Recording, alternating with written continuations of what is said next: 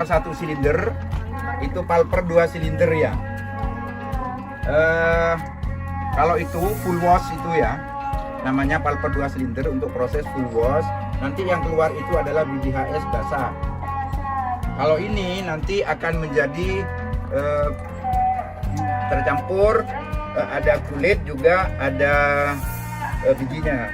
Ini dikategorikan itu proses semi basah yang ini ya. Kalau yang itu full wash basah. Jadi keluarnya itu adalah kopi HS basah. Karena adik-adik kesini nggak ada panen, seharusnya itu digunakan. Di atas juga ada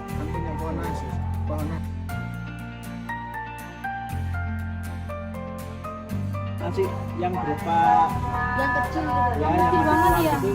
Oh, Cuman kalau bijinya aku bisa. oh bijinya. Itu kalau Pak Edi, bibit kalau masih tunas gitu bisa langsung tepak nggak dia Arabica Calibrica Robusta. bisa. Wah ini lebih ahlinya ini. Umur berapa ya? Ini nanam Pak Edi kurang lebih ya.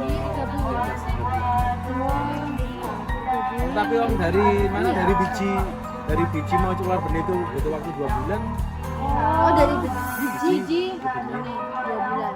Kalau sudah agak tinggi itu bisa 6 bulan siap tanam. Oh, siap tanam 6 bulan.